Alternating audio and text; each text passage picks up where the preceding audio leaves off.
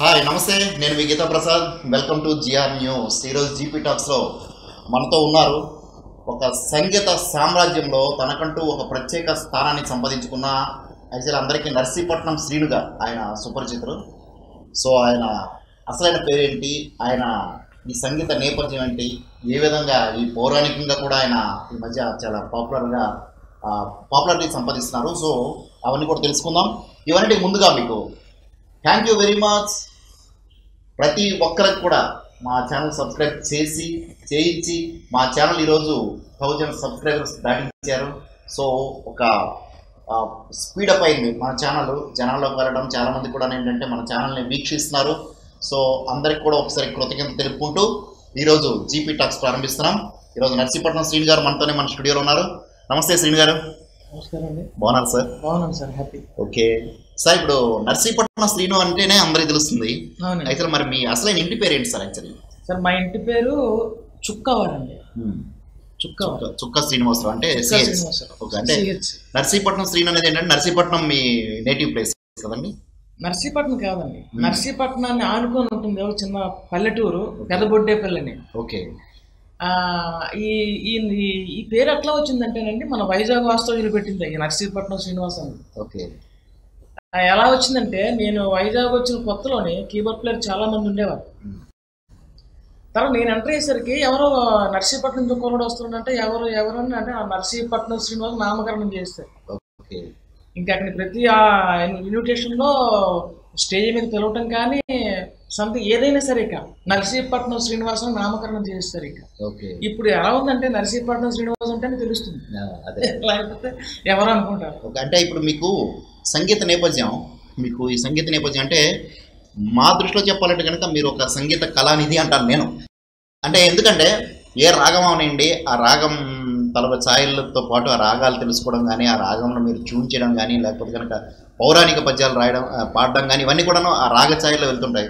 దీనికి మీకు ఏంటి సార్ పునాది ఏంటి అసలు? ఎక్కడి నుంచి మీకు వచ్చింది అసలు? ఎక్కడైనా గురువు ఎవరు మీకు? సార్ నా గురువు అంటే వచ్చేసి మా నాన్నగారి గురువు. అంతకు మించి వేరే ఎవరి దగ్గరికి వెళ్ళి ఏది నేర్చుకున్న సందర్భం ఇప్పటికి వచ్చి లేదు సార్. ఇకపోతే నాకు ఎలా సంక్రమించి మంచి ప్రశ్న వేశారు మీరు. మా నాన్నగారు భాస్కర్ రావు గారని, ఆయన పౌరాణిక నాటకానికి హార్మోనిస్ట్. ఆయన పూర్వీకులు మహనీయులు షణ్ముఖాయన రాజు గారికి, ఎంఐ నాయుడు గారికి, బెండపూడి రామారావు, ఆ రోజుల్లో ఉన్న పెద్ద యాక్టర్లందరికీ హార్మోనిస్ట్గా పనిచేవారు. నాకు చిన్నతనం నుంచి నాకు బాగా పాట అప్పటికే నాకు అలవాటు. నా గాత్రం బాగుందని చెప్పేసి ఆయన చిన్నప్పుడే నాకు రాముడు, కృష్ణుడు, నక్షత్రకుడు, ఈ లోహిదాసుడి వేషాలని నాకు పాడి చెప్పేవాడు ఆయన. ఆ విధంగా నాకు సంక్రమించింది తప్ప మా నాన్నగారికి సంగీతం ఏమి రాదు, వినికిడి వాయిద్యమే. నాది కూడా వినికిడు అలా వచ్చింది. కానీ తర్వాత నేను కీబోర్డ్ ప్లేయర్గా వచ్చిన తర్వాత కొంత సంగీతం నేర్చుకున్నాను కొద్దిగా. దీనిపై సంగీత అనుభవం, అవగాహన సంపాదించుకున్నాను. అంటే ఇప్పుడు అంటే ఫస్ట్ నుంచి మీరు కీబోర్డ్ ప్లేయర్ కాదండి? అంటే ఫస్ట్ ఏంటి సార్ అసలు మీరు? మాది వృత్తిరీత్యా పౌరాణికండి. నేను చిన్నప్పుడు 6-7 సంవత్సరాల వయసులోని రోగిదాసుడి వేషం వేసేవాడిని. అట్లా మొదలైంది. ఇకపోతే కీబోర్డ్ ప్లేయర్ ఎప్పుడుగా స్టార్ట్ అయ్యానంటే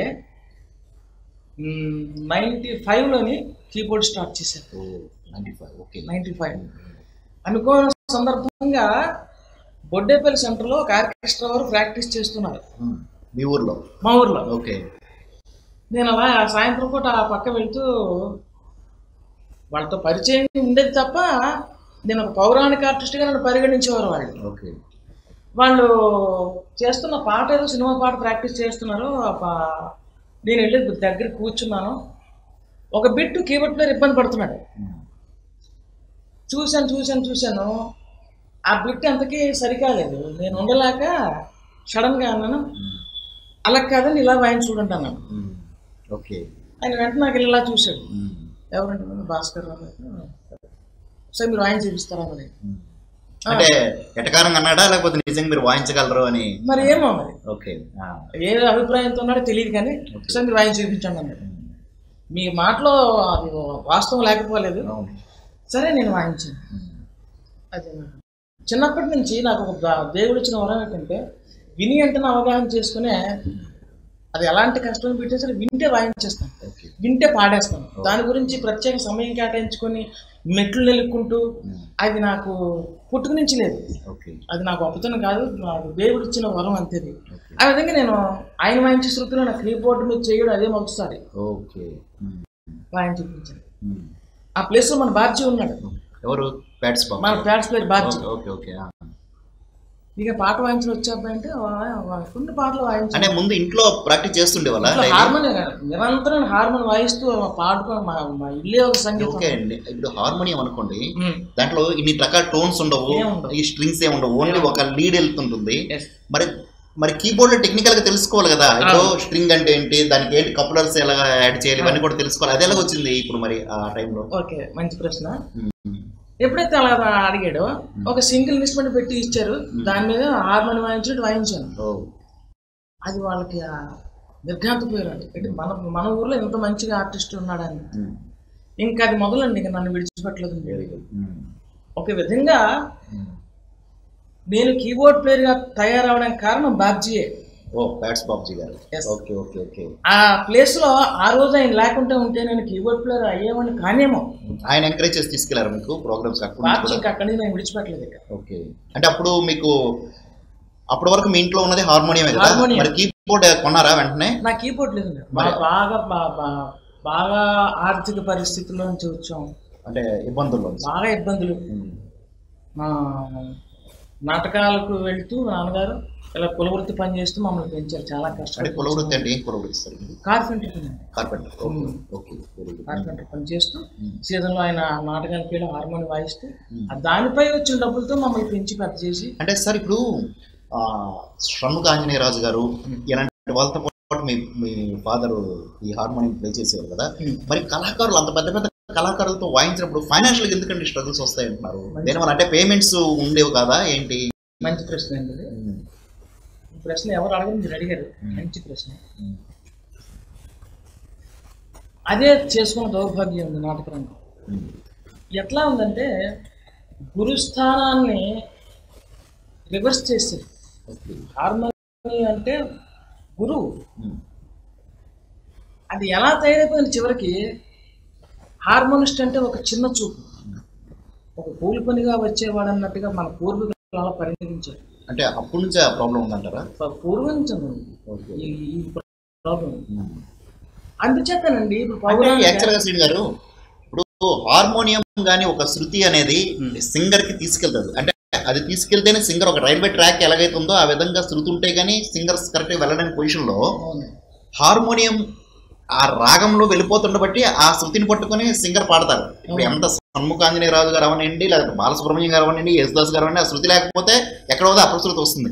మరి అంత పర్ఫెక్ట్ గా ఉండే అంత సపోర్ట్ అందించే ఆ ఇన్స్ట్రుమెంట్ ప్లేయర్స్ ని ఎందుకు చిన్నతనంగా చూసేవాళ్ళు? చూసేవాళ్ళండి. కొంత స్వయంకృతాపరాధం హార్మోనిస్ట్ లో ఉందండి. ఓకే.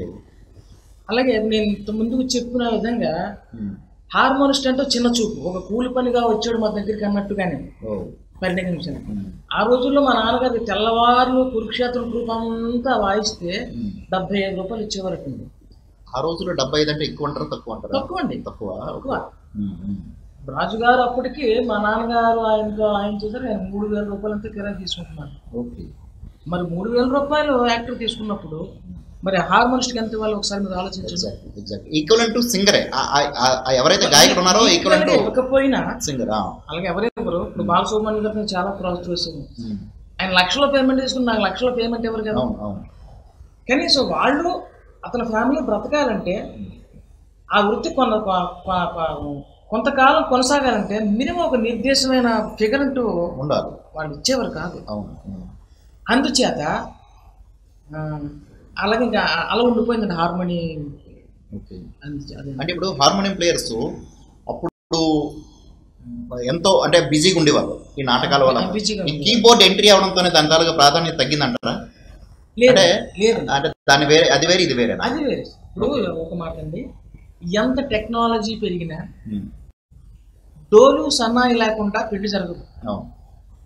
డోలు సన్నాయి లేకుండా పెళ్లి జరుగుతాయి. ఎంత టెక్నాలజీ, ఎంత వైవిధ్యమైన ఇన్స్ట్రుమెంట్లు వచ్చినప్పటికీ డోలు సన్నాయిన కాంబినేషన్ ఎవరో విడదీయలేరు. వాటిని డామినేట్ చేసే పరికరం ఇంకా తయారవ్వలేదు. అట్లాగే పౌరాణిక నాటకాన్ని కూడా హార్మోనియం కంపల్సరీగా తీరాల్సిందే. అయితే మీరు అడిగిన ప్రశ్నగా వస్తున్నాను. ఆ ఆ పరిస్థితుల్లో ఆ రూట్లో ఉన్న మనిషిని కీబోర్డ్ ప్లేయర్గా ఎలా మారారో మీరు అడుగుతున్నారు. ఇలాగే నాకు తెలియకపోతే ఇంకా అక్కడి నుంచి మొదలు పెట్టాను. ఇంకా కీబోర్డ్ ఆ టోన్స్ మార్చడం, నాకు చిన్న కీబోర్డ్ ఇచ్చారు. దానికి బ్యాంకింగ్ ఉండదు, పిచ్ బ్యాండ్ ఉండదు, ఏముండదు. అంటే అప్పుడు ఆ టెక్నాలజీ అంతేనేమో, ఆ తర్వాత నుండి ఇవన్నీ వచ్చినట్టున్నాయి కదా. ఉన్నాయండి. అప్పుడు నేను వాయించే బోర్డు పెద్ద బోర్డు ఏమో. ఓకే. దానికి ఒక మన టోన్ కావాలంటే ఇటు బిట్ ప్లే చేస్తూ నెక్స్ట్ వచ్చే టోన్ కావాలంటే ఒకేసారి 3 నెంబర్లు నొక్కితే కానీ ఆ ఇన్స్ట్రుమెంట్ రాదు. అంత ఫాస్ట్గా వాయిస్తూ మళ్ళీ అక్కడ తప్పు రాకుండా ట్రైన్ ప్రకారంగా టోన్ యాడ్ చేయాలి. లైవ్ అలా ప్రాక్టీస్ చేశాను. చేయటం వల్ల అలవాటు అయిపోయింది. అంటే ఇప్పుడు మీరు చాలాసార్లు నేను మన స్టూడియోలో కూడా మనం రికార్డ్ చేసినప్పుడు, అంటే ఇప్పుడు నేను కూడా మన సత్యనారాయణ గారి ఇంటర్వ్యూలో కూడా నేను అన్నాను, అంటే మిమ్మల్ని ప్రతిసారి గుర్తు చేసుకుంటాను. ఎందుకంటే మీతో రికార్డింగ్ ఉన్నంత కంఫర్ట్ నేను ఇంకా ఎప్పుడు కూడా, అంటే వేరే ప్లేయర్స్ వచ్చినా నేను అంత కంఫర్ట్గా, అంటే చాలా తక్కువ మంది, అంటే ఎప్పుడు మాక్సిమం మీరే మాకు కీబోర్డ్. ఎప్పుడైనా మీరు ప్రోగ్రామ్స్కి వెళ్ళినప్పుడు అలాంటప్పుడు, అంటే ఆ రోజు అవ్వట్లేదు ప్రసాద్ గారు, ఈ రోజు నాటకం ఉంది వెళ్తున్నాను అనేటప్పుడు వేరే కీబోర్డ్ ప్లేయర్ తీసుకొచ్చినప్పుడు కూడా అంత కంఫర్ట్గా ఉండేది కాదు. ఆ టైంలో నేను 2-3 సార్లు అడిగినప్పుడు మీరు అన్నారు, అంటే ఫ్లూట్ ఏంటి సార్, మీరు వాయిస్తే ఫ్లూట్ లాగే ఉంటుంది, అంటే యాక్సిటీస్గా మాన్యువల్ వాయించినట్టు వస్తుంది, కీబోర్డ్ ప్లేయర్ కట్స్గానే రావు, కీబోర్డ్ కట్స్ కానీ రాకుండా. అంటే మీరు ఒక ఇది చెప్పారు సార్, అంటే ఆ ఇన్స్ట్రుమెంట్ తాలూకా తత్వం అనేది మనము తెలుసుకోవాలి ముందు, ఆ తర్వాత వాయించాలి. అది ఒకసారి చెప్పండి సార్, ఏంటి అది మళ్ళీ ఒకసారి చెప్తారు.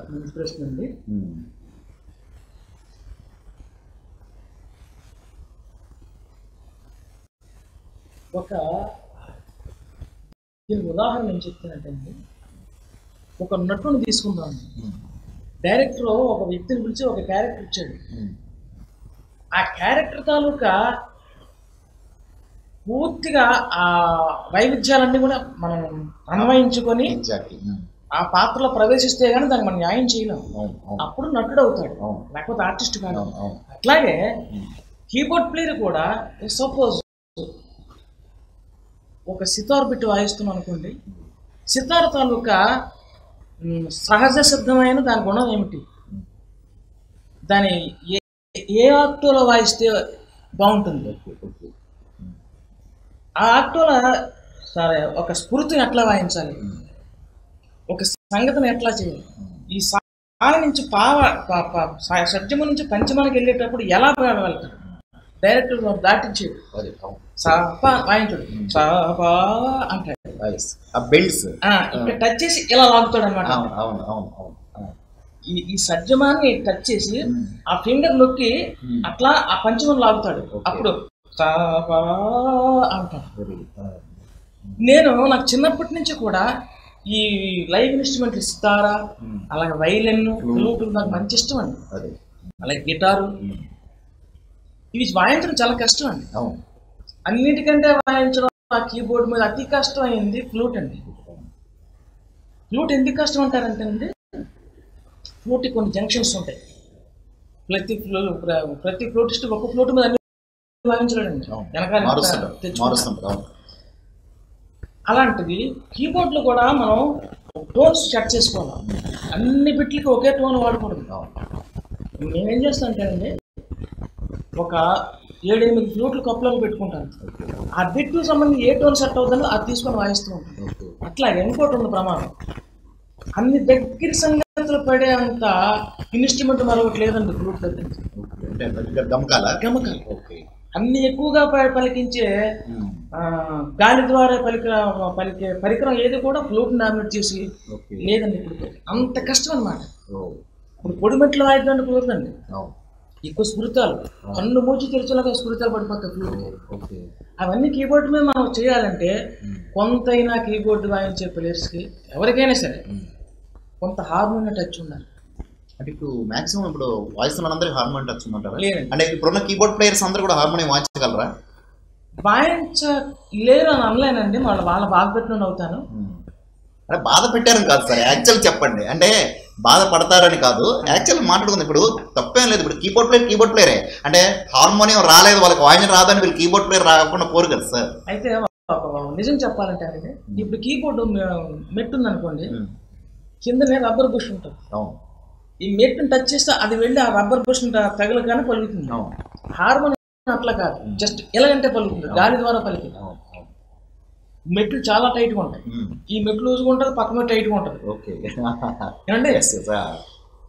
అందుచేత నేనేమంటానంటే, నేను మిమ్మల్ని చిన్న ప్రశ్న వేస్తాను. క్షమించాలి. ఇప్పుడు బైక్ నడపడం సులువా, సైకిల్ తొక్కడం సులువా చెప్పండి. మరి అలాగే అంటే యాక్చువల్లీ సైకిల్ తొక్కడమే సులువు బైక్ మీద. ఎందుకంటే ఈ పెడలింగ్ ఓన్లీ హ్యాండిల్స్, ఇదైతే గేర్లు బ్రేక్ ఇవన్నీ కూడా ఇచ్చేసుకుని వెళ్ళాలి కదా. అదే కీబోర్డ్కి హార్మోనియం. అంటే మీకు ఏది సైకిల్ ఏది బైక్? సైకిల్ నేర్చుకుని బండి మీద నడిపోవడం డ్రైవింగ్ వేరేగా ఉంటుంది. Okay okay. డైరెక్ట్ సైకిల్ రాకుండా డైరెక్ట్ బండి మీద వచ్చి డ్రైవింగ్ వేరేగా ఉంటుంది. Okay okay. నేనదే అంటాను. ఏదైనా దాని నుంచి ఇది వచ్చింది, పియానో నుంచి హార్మోనియం వచ్చింది, హార్మోనియం నుంచి కీబోర్డ్ వచ్చింది. ఓకే. తల్లే.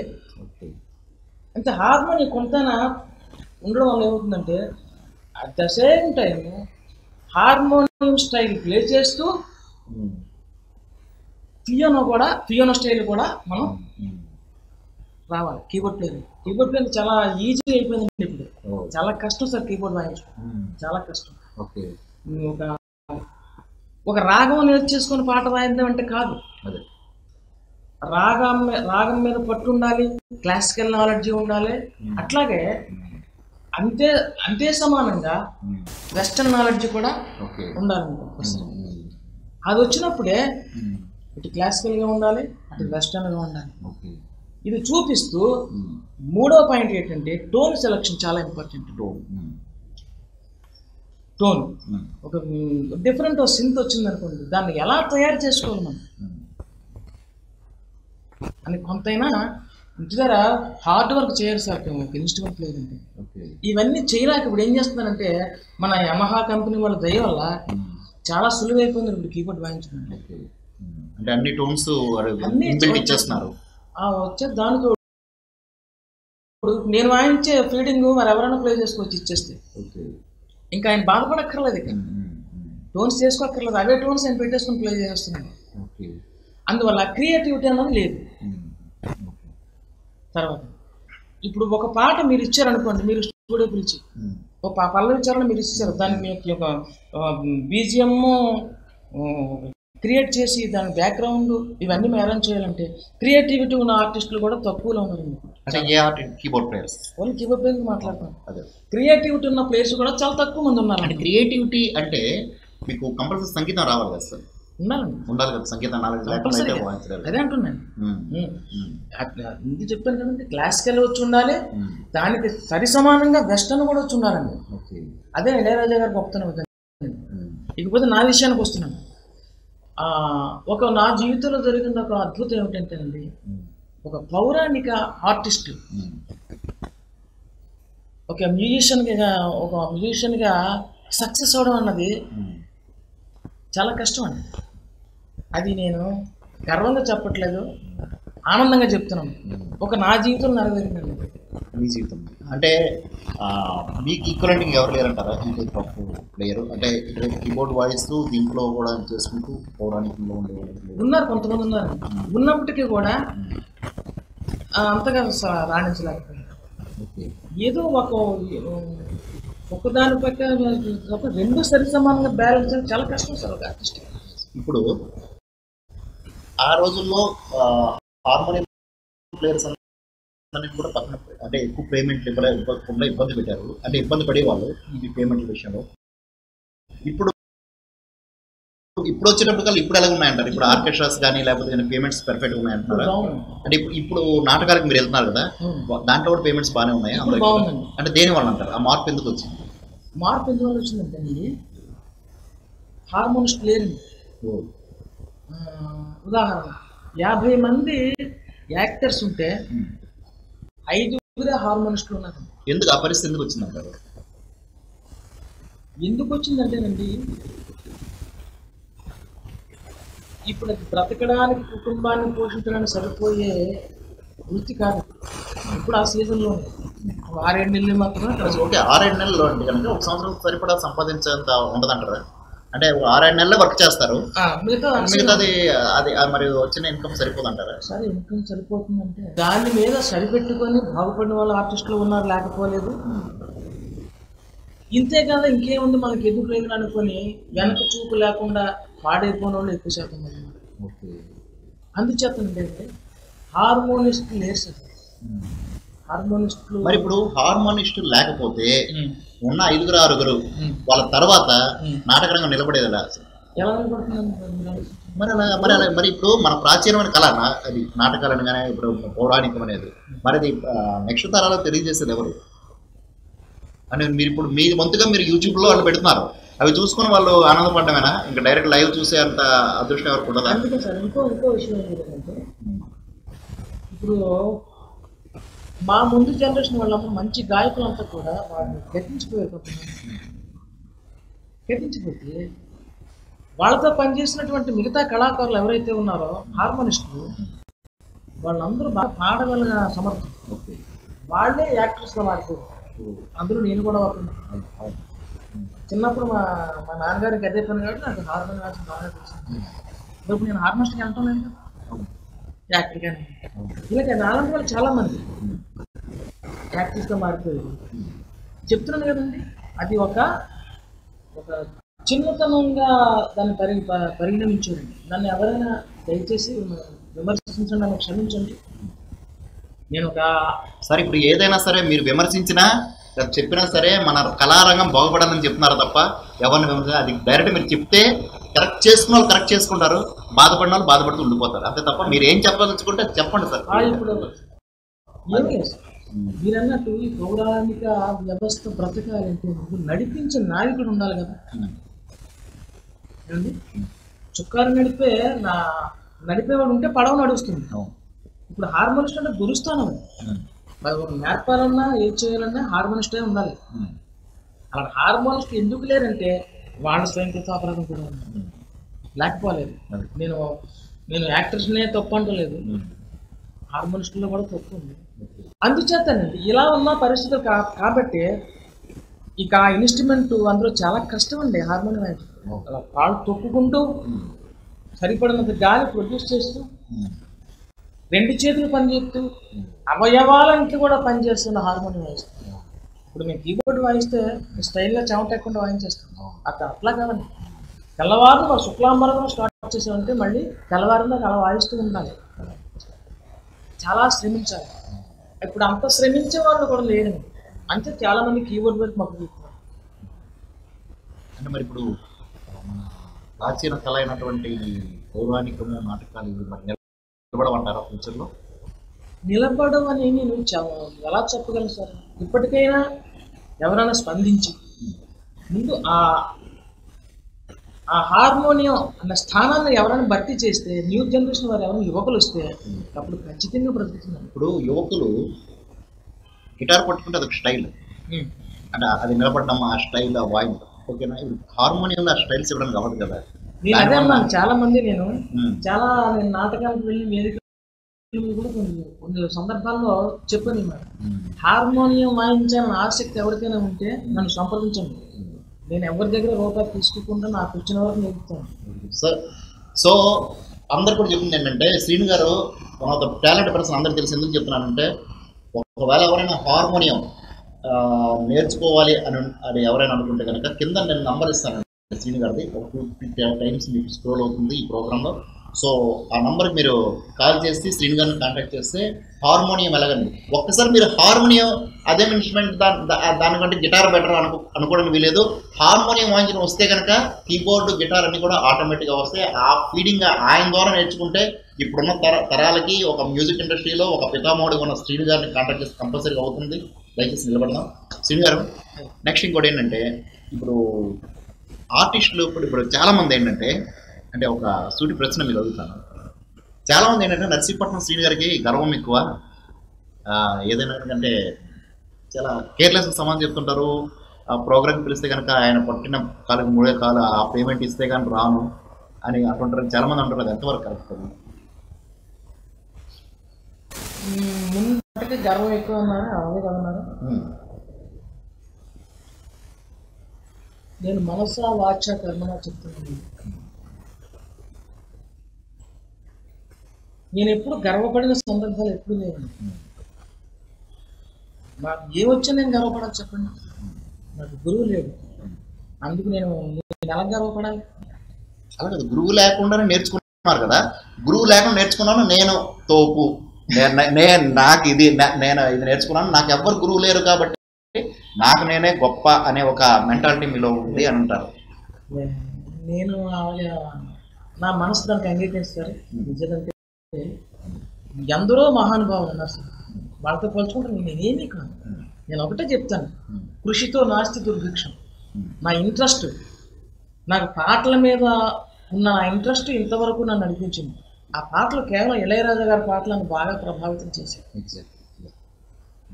మీరు ఎప్పటికీ గమనించండి, నేను కీబోర్డు వాయించినా, హార్మోనియం వాయించినా, పాడినా, పద్యం పాడినా, పాట పాడినా నలుగురు వ్యక్తులు అందులో నేను గుర్తు చేస్తానండి.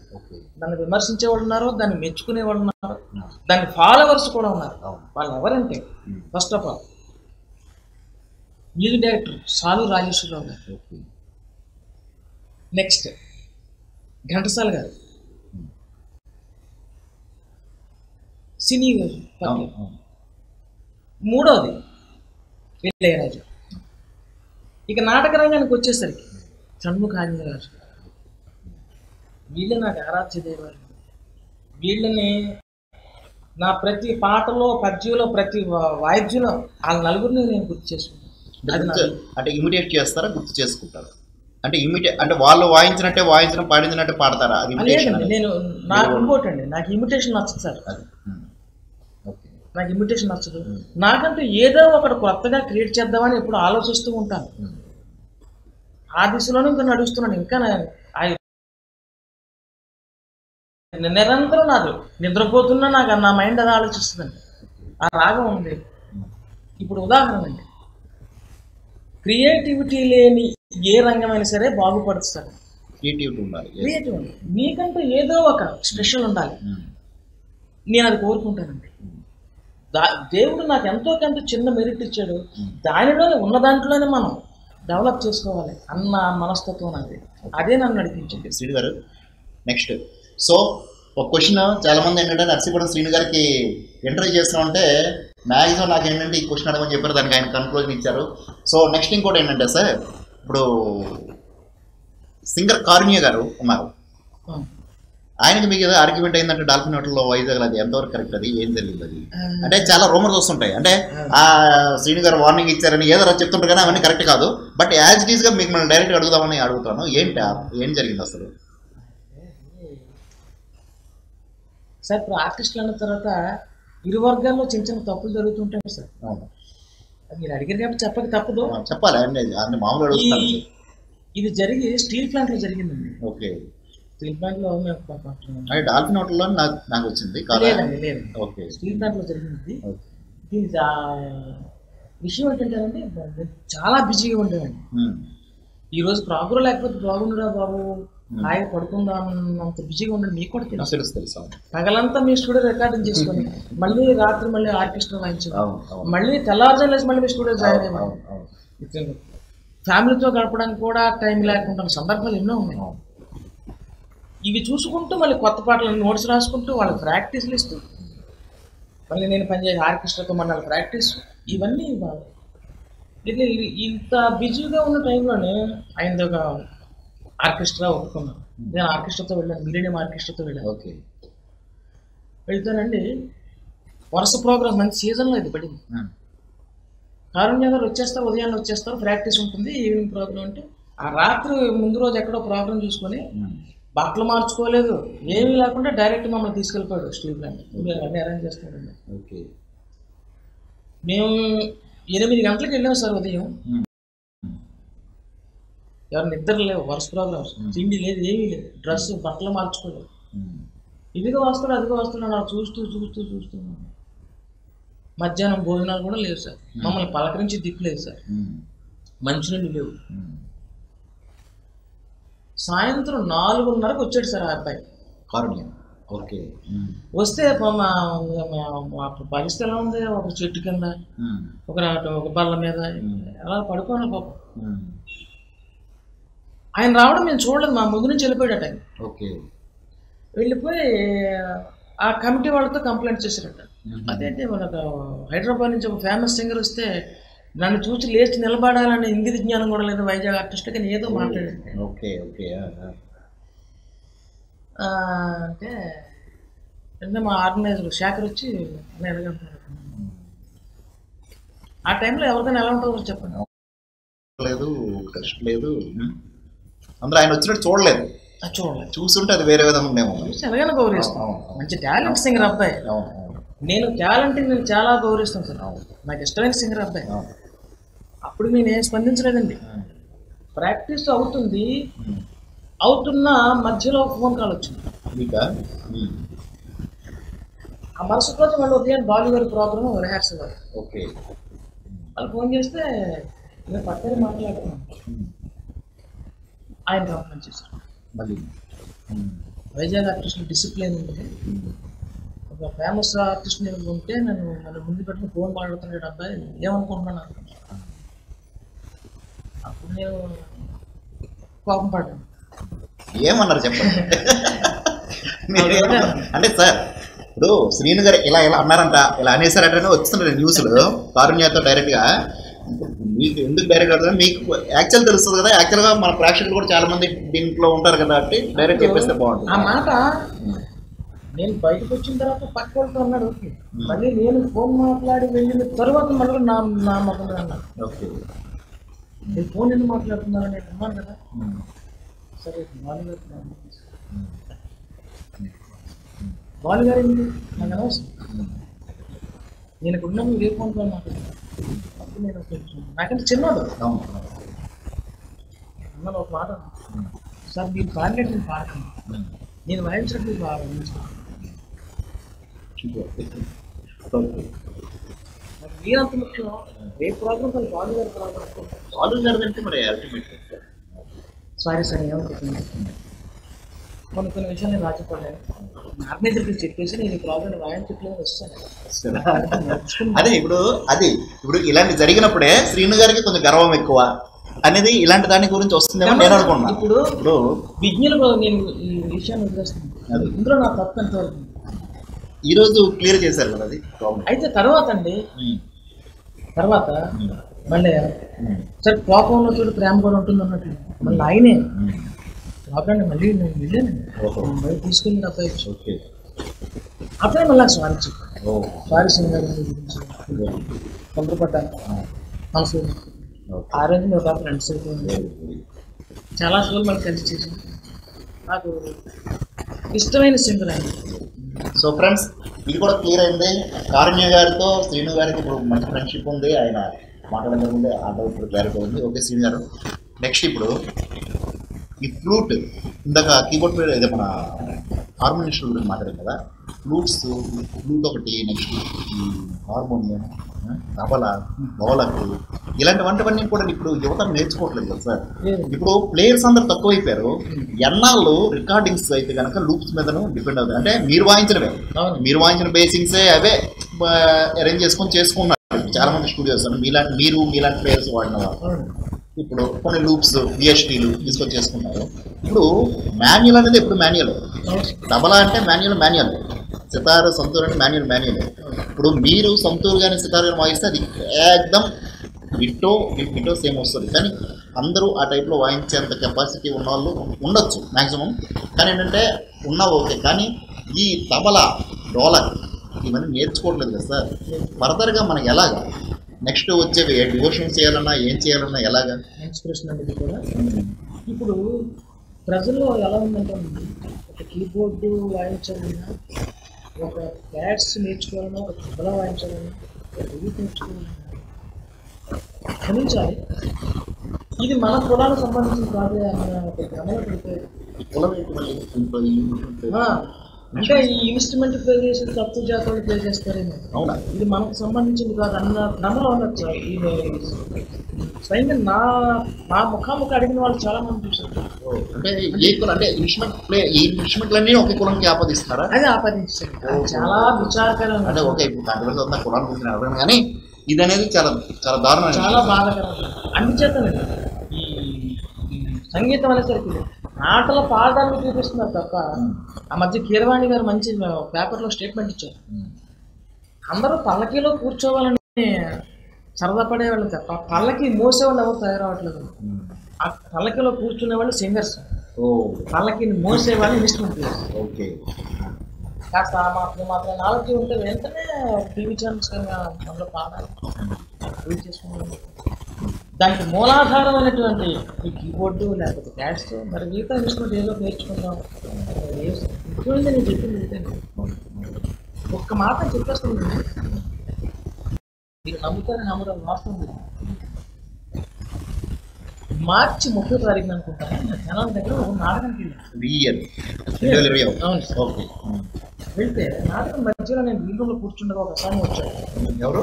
ఒక వీళ్ళు గారు మీతో మాట్లాడారు. అది బాలు గారితో అవునండి. ఆయన ఒక మాట అన్నాడండి, బాలు గారు బ్రాహ్మణ్స్ కదండి, మిమ్మల్ని ఆయన పెట్టుకోనండి ఇవ్వట్లేదు.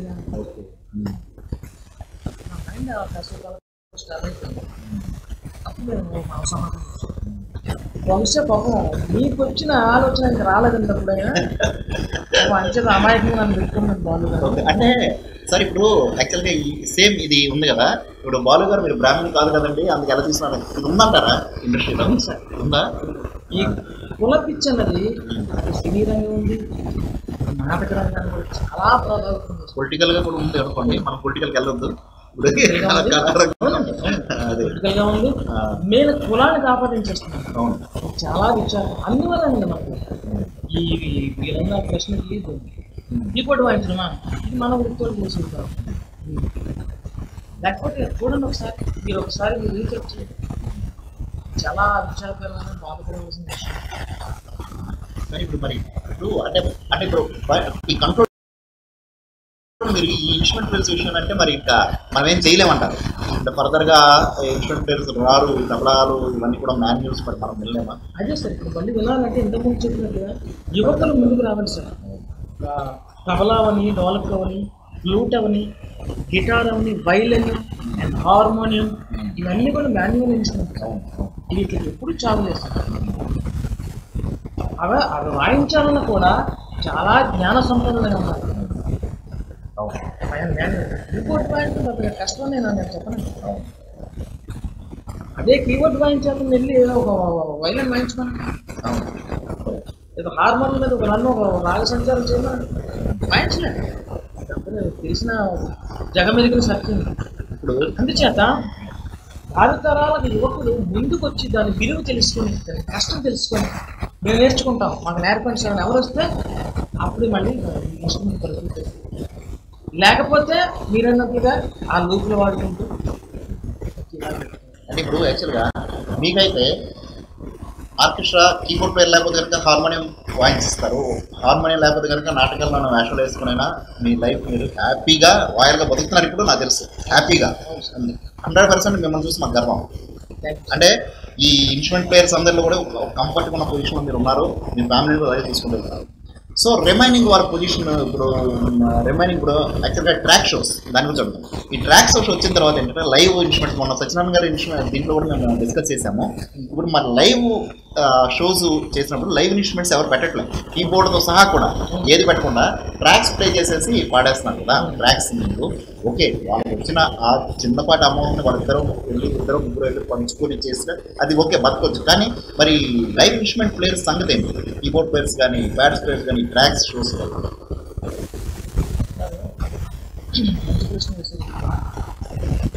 మనం ఎంత జాగ్రత్త పడినండి, టెక్నాలజీ రోజు రోజుకు మారిపోతుంది, కాలాన్ని ఎదిరించడం కష్టం. అయితే నేను చిన్న విన్నపం సింగర్స్ ట్రాక్స్ గురించి సంబంధించి వాళ్ళు ఏం చేస్తారంటే ఒక ట్రాక్ ప్రోగ్రామ్ 8,000 దగ్గర నుంచి 10,000 అట్లా ఒప్పుకుంటారు. అంటే సింగర్స్ ఇప్పుడే కాబట్టి ఇబ్బంది. మరి ఒక కీబోర్డ్ ప్లేయర్ని బ్యాట్స్ ప్లేయర్ని పెట్టాలంటే అదనంగా మీ ఇంచుమించు చాలా లేదని 4-5 వేల రూపాయలు కదా. దాన్ని దృష్టిలో పెట్టుకుని వాళ్ళు కూడా ఏం చేయాలి, కీబోర్డ్ ప్లేయర్ అవ్వండి, బ్యాట్స్ ప్లేయర్ అవ్వండి, సింగర్స్ సవరణ చేసుకోవాలి పేమెంట్ల విషయంలో. ఈరోజు తక్కువ ఒప్పుకున్నాం, మీరు ఉండాలంటే మాకు సహకరించాలి. అలాగే అంటే ప్రాబ్లం తెలుసు సార్, నేను చెప్తాను.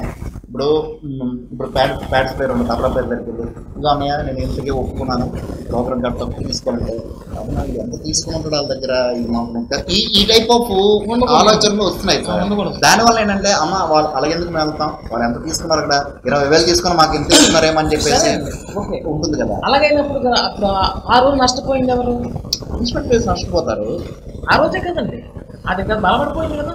అవును, వాళ్ళకి అవకాశం ఇచ్చినప్పుడు నేనే. అవును, మీరన్నా పాల్గొనే. అవును, కానీ ఒక వ్యవస్థను మళ్ళీ మనం బ్రతికించాలంటే కొంచెం తగ్గించుకోవాలి, అంటే ఇన్స్ట్రుమెంట్ ప్లేస్ తగ్గించుకోవాలి, వాళ్ళు కూడా తగ్గించుకోవాలి. మరి మీరు దానికి సిద్ధంగా ఉన్నారా? నేను సిద్ధంగా అంటే అంటే ఫస్ట్ పబ్లిక్ అందుకనే ఈరోజు రికాస్ట్ చేస్తున్నాం కాబట్టి నేను యాక్చువల్గా మిమ్మల్ని అడుగుతున్నాను, మీరు దానికి తగ్గించుకొని చేయడానికి ఎవరైనా పరిస్థితి సిద్ధంగా ఉన్నారా? తప్పకుండా. శ్రీని గారు యాక్చువల్గా మీ తాలూకా ప్రోగ్రామ్స్ లైవ్ షోస్ ఏదైతే ఇప్పుడు లైవ్ ఆర్కే షోస్ ఉన్నాయో దాంట్లో ఏంటంటే తగ్గించుకొని చేయడానికి కూడా నేను సిద్ధమే. బతకాలి, లైవ్ ఇన్స్ట్రుమెంట్ ప్లేయర్స్ బతకాలి అన్నారు కాబట్టి ప్రతి ఒక్క లైవ్ ఇన్స్ట్రుమెంట్ ప్లేయర్స్ కూడా దీనికి ఒక యూనియన్గా ఏర్పడి ఒక దగ్గర, అంటే యూనియన్స్ గొడవ కాదు, ఒక దగ్గర ఒక మీటింగ్ పెట్టుకొని దీని మీద ఒక ఇది చేసుకుంటేనే బాగుంటుందని చెప్పేసి దాని మీద మళ్ళీ ఫ్యూచర్ ఉంటుందని చెప్పేసి నేను అనుకుంటున్నాను. So thank you very much Srini గారు. నెక్స్ట్ ఏంటంటే శ్రీని గారు, ఈ కరోనా టైంలో మన ఆర్టిస్టులు అందరూ చాలా ఇబ్బంది పడ్డారు కదా, ఇప్పుడు కూడా ఇబ్బంది పడుతున్నారు.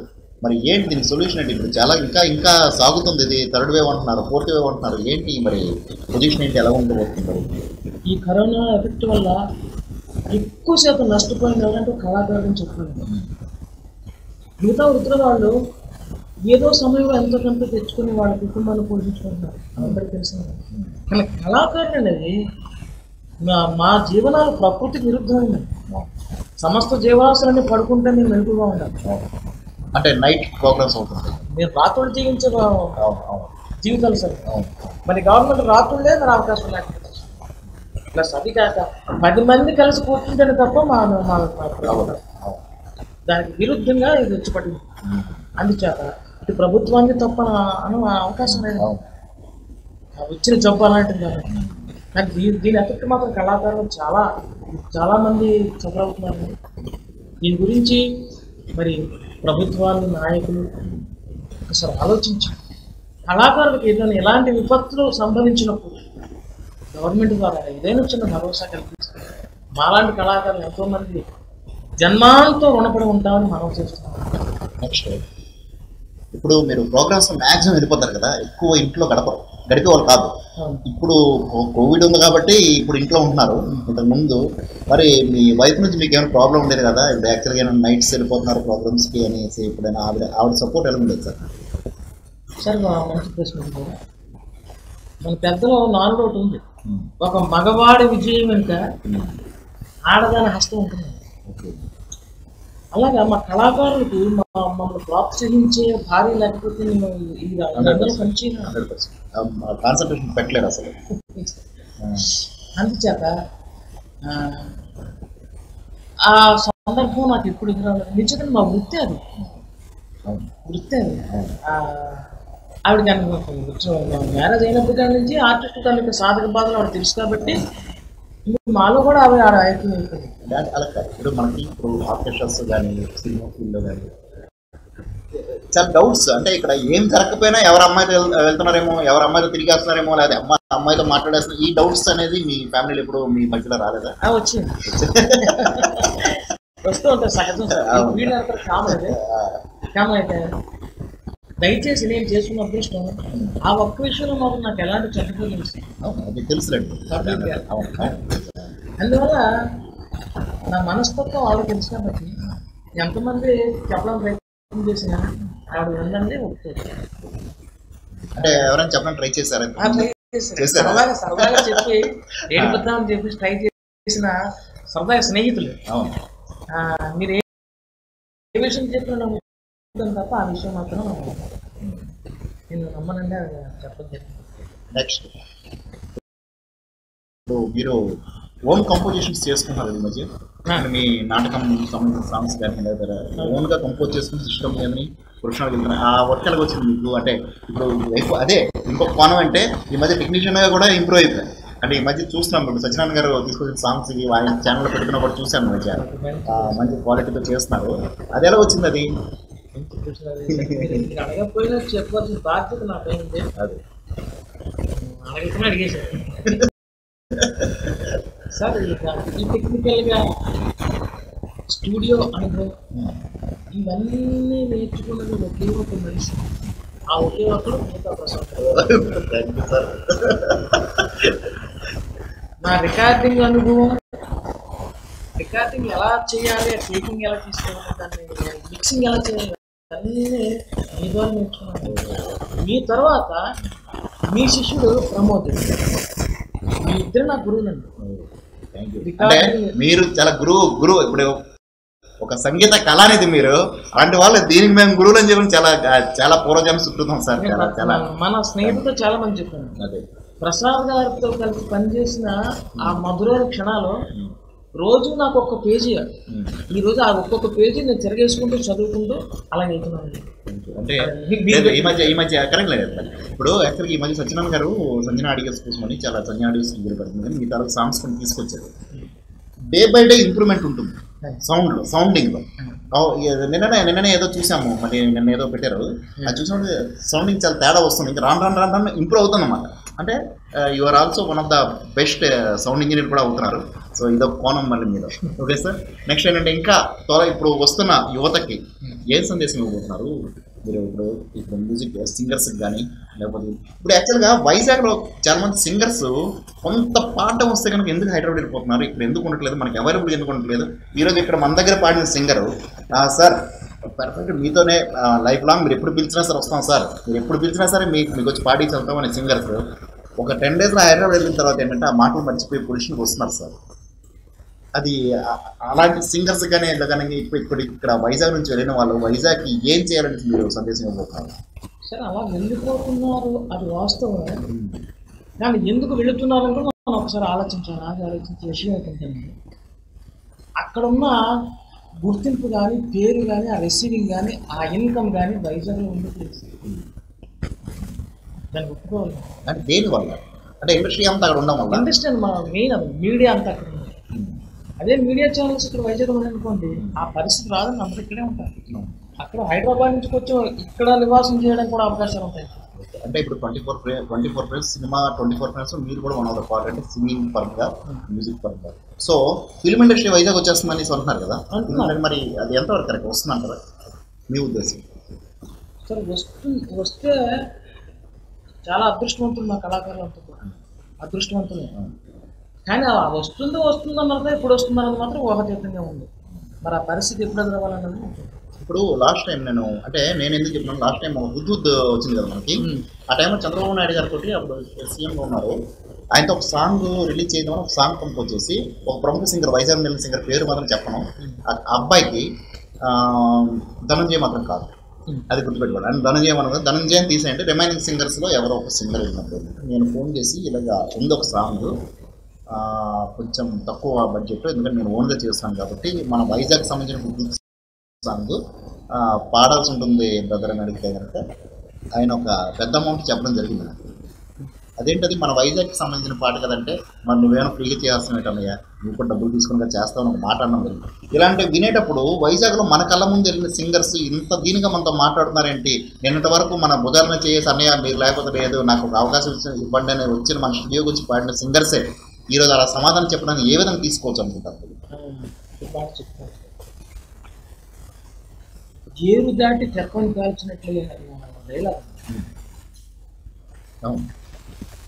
అదేనండి. ఇప్పుడు ఎప్పుడు కూడా మనం ఉన్న ఊరిని తిరిగి ప్రాంతాన్ని మనం ఎక్కడైతే మన ఈ సంగీత జీవితం ప్రారంభమైతే వాళ్ళందరినీ విస్మరించకూడదు.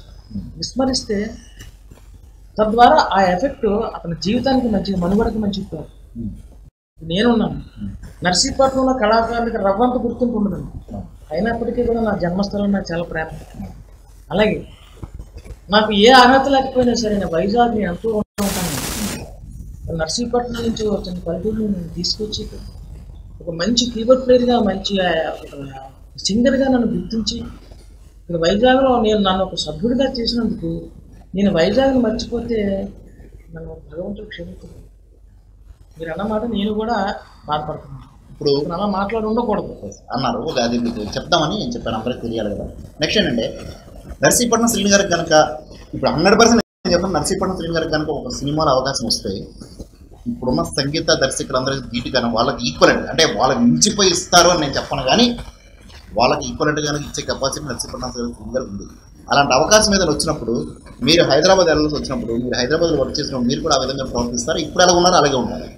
లేదు చేయించాలి. ఇంకేం సార్, ఇంకా 45 years వస్తే ఇంకేం సార్, అలాగని మనిషిలో కాదు, దాదాపు మన పరిచయం 20 సంవత్సరాలు. నాకు తెలుసు, నేను అడుగుతున్నది అది జర్నలిస్ట్గా జనాల కోసం అడుగుతున్నాను నేను. నాకు తెలుసు నర్సీపట్నం శ్రీని గారు ఏంటని మన టీం, మన సత్యనారాయణ గారు, మీరు, నేను, మనకు తెలుసు, మనందరం ఎప్పుడు కలిసి ఉంటాం కాబట్టి. సో జనాలకు తెలియాలి కదా. అంటే వాళ్ళ శ్రీని గారు కనుక అంటే ఇప్పటికే మీరు ఒక పాడిన ఒక చిన్న పద్యం పెట్టినందుకే ఇంచుమించు 10,000 7,000 దాటిపోయి ఆ కింద చాలామంది మీ అభిమానులు ఇప్పుడు ఇస్తున్నారు. అంతమంది అభిమానులు క్యాచ్ చేసిన మీరు ఇప్పుడు కూడా అదే విధంగా, అంటే ఎవరు ఎన్ని అనుకున్నా నర్సీపట్నం శ్రీని గారు కంఫర్ట్గా ఉండరు, ఎక్కువ రేట్లు చెప్పేస్తారు, ఎక్కువ అంటే రెమ్యూనరేషన్ ఎక్కువ అనేసి ఒక నానుడు ఉంది. అదే అది నేను అడుగుతాను ఉండేటప్పుడు ఏంటంటే అలాంటి శ్రీని గారు మా దగ్గరకు వచ్చి మా కంఫర్ట్గా చేస్తున్నారనేది మాకు చాలా ఆనందకరమైన విషయం అండ్ చాలా పూర్వజన సుకృతం అనుకుంటాను నేను మీతో వర్క్ చేయడం అనేది. ఎందుకంటే ఒక సాంగ్ ఏ టెన్షన్ నాకు ఉండదు, ఒక సాంగ్ మీకు ఇచ్చారంటే అలాగా మొత్తం పేర్చి ఇచ్చేస్తారు.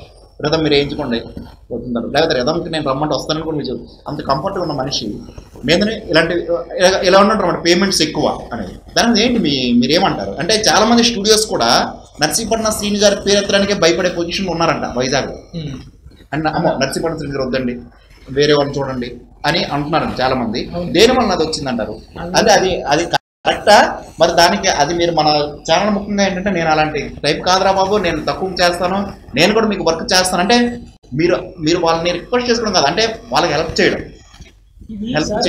ఒక విషయం, నేను వైజాగ్ కీబోర్డ్ ప్లేయర్గా 2002 సంవత్సరం ఎండింగ్లో వైజాగ్ రావడం జరిగింది. వచ్చినప్పుడు చాలా తక్కువ పేమెంట్ ఉంది. ఒక కీబోర్డ్ పెద్ద పేమెంట్ అంటే 500 రూపాయలు, చాలా హెవీ పేమెంట్. అంత పేమెంట్ నుంచి 5,000కి ఇస్తే నేను వాయించలేనన్న స్థాయికి తీసుకొచ్చారు. ఈరోజు ప్రతి కీబోర్డ్ ప్లేయర్ ఆ మాట చెప్తారు. నర్సీపట్నం శ్రీని అన్న వల్ల మాకు కీబోర్డ్ పేమెంట్ పెరిగేది. నేను ఒకటే అడుగుతున్నాను, 2-3 చేసే పని నేను ఒక్కరిని కష్టపడి చేస్తున్నాను, నా శ్రమను మీరు గుర్తించరా అని అడిగేదాన్ని. మీరు నిస్వార్థంగా ఇంతకుముందు చెప్పినట్టు పేమెంట్ తక్కువ కప్పుకున్నాను అనుకోండి, మీరు ఎంత ఇచ్చినా తక్కువ. నేను ఎప్పుడూ ముందుంటాను విషయాలు. మీరు నిస్వార్థంగా పనిచేస్తే నేను నిస్వార్థంగా ఉంటాను. ఈ రోజు నన్ను ఎవరికి ఇచ్చినా మీరు అన్నారు పేమెంట్ ఎక్కువ అడుగుతున్నారు, ఇది చాలా తప్పుడు ప్రచారం సరే. మీరు ఎన్నోసార్లు పిలిచారు, ఎప్పుడన్నా ఉంటారు. నా దగ్గర మీకు ఎప్పుడు తేడా లేదు, నా దగ్గర అయితే ఎప్పుడు తేడా లేదు, అందుకనే నేను అంటున్నాను. ఎవరి దగ్గర కూడా ముందు పేమెంట్ ప్రస్తావన తేనండి.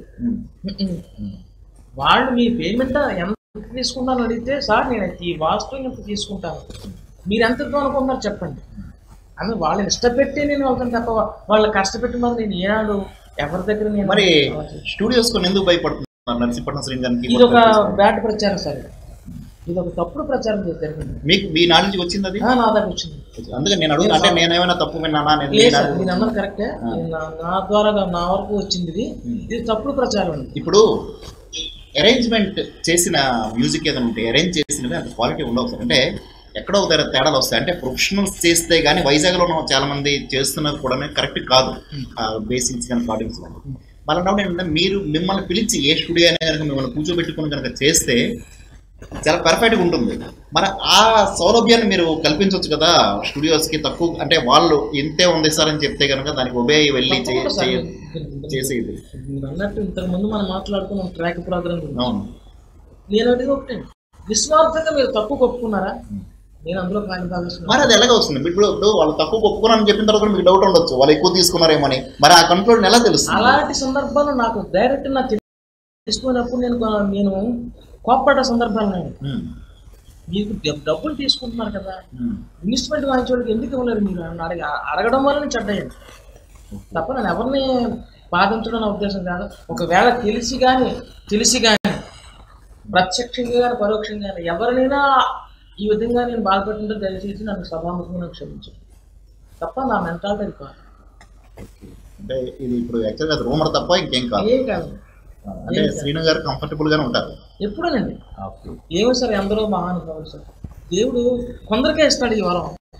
అందులో అంటే సార్ ఇప్పుడు నేను అనేది ఏంటంటే కొంతమంది ఉంటారండి, అంటే సంగీత నాలెడ్జ్ లేని వాళ్ళు ఉంటారు, రైటర్స్ ఉంటారు. వాళ్ళు ఒక పల్లవి రాస్తుంటప్పుడు తను ఏదో సంథింగ్ ట్యూన్ చేసుకొని రాస్తారు పల్లవి చరణం కూడా. ఆ పల్లవి చరణం అనేది మీలాంటి వాళ్ళు చేతిలో పెట్టేసి శ్రీను గారు ఇదండి నా ట్యూను, ఇది లిరిక్, దీన్ని కొంచెం చెయ్యండి అంటే కనుక మీరు దాంట్లో అంటే ఒక రాగం ఇప్పుడు కన్నడ రాగం ఉంది, కన్నడ రాగంలో పాట స్టార్ట్ అయింది అనుకోండి, ఆ నెక్స్ట్ లైనే మారిపోతుంది, కొన్ని రాగాలు మార్చేస్తుంటారు. అలా కాకుండా మీలాంటి వాళ్ళ చేతిలో అది పడిందంటే అదే రాగంలో అదే రాగచైలం మొత్తం పాట అంతా తీసుకునే కెపాసిటీ ఉంటుంది ఏంటంటే అలాంటి వాళ్ళకి దయచేసి మీరు కోఆపరేట్ చేసి వెళ్తే కనుక బాగుంటుందని నా ఉద్దేశం. తప్పకుండా సార్, మీ ఆజ్ఞ శిరసా వహిస్తాను. ఆజ్ఞని కాదు, అంటే రిక్వెస్ట్. అంటే ఎంతమంది, ఎందుకంటే ఇది చాలా మంది ఉంది. ఈ రోజు నేను మిమ్మల్ని పిలిచినప్పుడు కూడా ఇది అడుగుదామని అనుకున్నాను. యాక్చువల్గా ఏంటంటే చాలా మందిలో ఇది ఉంది. నర్సీపట్నం శ్రీను గారు అమ్మో అంటారనమాట. నర్సీపట్నం శ్రీను గారు అనేది అమ్మో అంటే ఒక పెద్ద ఆర్టిస్ట్ ఆయన, అంటే పెద్ద ఆర్టిస్టే కాదంట్లా, పెద్ద ఆర్టిస్ట్, కానీ పెద్ద ఆర్టిస్ట్ ఆయన మనకు అందుబాటులో ఉండే ధరలో రారు అనేది ఉండిపోయింది. దాని మీద ఏంటంటే మీకు చాలా మంది మీరు చేస్తున్నది ప్రోగ్రామ్స్ ఏది మన దగ్గర చేసినవన్నీ కూడా హిట్టే. దీనికి మూల కారణం అది నా స్వయంకృత అపరాధం చెప్పక తప్పదండి. ఎలా వచ్చిందంటేనండి, ఈ కీబోర్డ్లోని డే అండ్ నైట్ బిజీగా ఉండి లైఫ్లోని అనుకోకుండా 2010 ఎండింగ్లో నాటక రంగంలో ప్రవేశించాల్సి వచ్చింది. మీకు తెలుసు, అది నా మిత్రులు వాళ్ళ సహాయంతో నేను అక్కడ అడుగు పెట్టడం జరిగింది. నేనేమిటి వాళ్ళ పోరు పడలేక, వాస్తవం చెప్పాలంటే వాళ్ళ బాధ పడలేక నేను ఇల్లు సరదాగా నాటకాల్లో ప్రజెంట్ చేసేవాడు. అది ఇంతలాగా నాటక రంగంలో నేను సక్సెస్ అవుతుంది నేను కల్లా కూడా ఊహించలేదు. కానీ ఈ కీబోర్డు ఆర్కెస్ట్రాలో వాయించడం కానీ స్టూడియోలో కానీ వాయించిన దానికంటే ఫైనాన్షియల్గా ఇప్పుడు దాంట్లో మీరు హ్యాపీగా ఉన్నారు కదా. అవును సార్, అదే అక్కడికి వస్తున్నాను. ఇప్పుడు నేను నాటకానికి వెళితే దగ్గర చాలా అమౌంట్ ఇస్తాను. అంత అమౌంట్ కీబోర్డ్ ప్లేయర్కి ఎవరెవరండి అడగడం కూడా భావ్యం కాదు. ఇప్పుడు నేను కొంతమందితో నాటకం కమిట్ అవ్వక ముందుగా, సపోజ్ మన సత్యనారాయణ గారు తీసుకున్నా, ఆయన డేట్ చెప్తున్నారు, సరే వస్తున్నాను సార్ అనుకోకుండా అదే తారీఖు నాటకం వచ్చింది. అప్పుడు నేనేం చేస్తానంటే నాటకానికి వెళ్తే అమౌంట్ ఎక్కువ వస్తుంది, 2000 చెప్పరు. అప్పుడు నేను రిక్వెస్ట్ చేస్తాను ఆయన, సార్ నా పరిస్థితి ఈసారి నన్ను వదిలేదు సార్, నాకు డబ్బులు ఎక్కువ వస్తుంది. ఇలా ఒకసారి 2 సార్లు, ప్రతిసారి ఇలా జరిగితే మనిషి ఎలా ప్రచారం చేసి తెలుసండి. ఆయన పోయిన డబ్బులు వస్తాయి బాబు, అంటే ఆ డబ్బులు ఆ మనిషి అంటే కరెక్ట్ సత్యనారాయణ గారి పేరు ఆయన అనుకుంటారు జనాలు. ఇప్పుడు ఆయన ఏమంటారు, అంత మంచితనమైన ఒక హక్కు ఉంటుంది. అదే నర్సీపట్నం శ్రీనారాయణ పోయిన డబ్బులు అడుగుతాడే బాబు, ఎగ్జాక్ట్ ఇవ్వగలమా డబ్బులు, ఎగ్జాక్ట్ ఇంట్లో వేరే తిరుగుతుంది. నేను ఉదాహరణ చెప్తున్నాను. ఇది ఇలాగా ఈ విధంగా నాకు ఇది ఆపాదించారు తప్ప నేను ఏనాడు ఎవరిని ఇబ్బందించిన సందర్భాలు లేవు సార్. నేను అదే చెప్తున్నాను, ఎవరన్నా ఆ విషయంలో నాకు తెలిసి కానీ తెలియ కానీ జరిగితే నన్ను క్షమించండి. Okay, thank you very much Srinu గారు. ఈరోజు మా జీపీ టాక్స్కి వచ్చి చాలా విలువైన, అంటే మీ డేట్ చాలా రోజులు అనుకుంటున్నాం కానీ మరి మీకు మాకు డేట్స్ కుదరక ఈరోజు అయింది. సో ఈరోజు ఇది పెట్టడం జరుగుతుంది. Thank you very much. చాలా విలువైన సమయాన్ని కేటాయించారు, చాలా విలువైన చెప్పారు. కానీ మీరు చెప్పింది ఒకటి ఏంటంటే హార్మోనియం అనేది ఫ్రీగా నేర్పిస్తానని చెప్పారు, అదొకటి స్టిక్ అయి ఉంటారు మీరు. నెక్స్ట్ ఏంటంటే ఈ రికార్డింగ్స్కి వెళ్ళినప్పుడు ఏంటంటే నేను ఎవరికి ఎక్కువ అమౌంట్ డిమాండ్ చేయట్లేదు. దయచేసి మీరు తీసుకున్న అమౌంట్లో మాత్రం నాకు పర్ఫెక్ట్గా ఇవ్వండి అని మీరు చెప్తున్నారు. తీసుకున్న అమౌంట్లో ఇప్పుడు మీరు ఒక పాటకి 20,000 తీసుకుని నాకు 1,000 రూపాయలు ఇస్తాను లేకపోతే 15, అలాగైతే కానీ చెయ్యొద్దు. మీరు పర్ఫెక్ట్ తీసుకుని కనుక ఒక 3-4 ఇన్స్ట్రుమెంట్ ప్లేయర్ చేసే వరకు నేను ఒక్కడిని చేస్తాను కాబట్టి ఆ గౌరవం నాకు ఇవ్వండి అని అడుగుతున్నారు. కాబట్టి ఆ గౌరవాన్ని ఇచ్చుకుంటూ అందరూ వెళ్ళాలని కోరుకుంటూ, అండ్ మీ సేవలు ఈ పౌరాణిక రంగంలో ఇంకా అభివృద్ధి చెందడానికి మీ వంతు సహకారం మీరు చేయాలి ఈ కళామంతలకని కోరుకుంటూ thank you very much sir. ఇది ఈరోజు జీపీ టాక్స్. అండ్ రేపు వేరొక సెలబ్రిటీతో మళ్ళీ కలుద్దాం. నమస్కారం.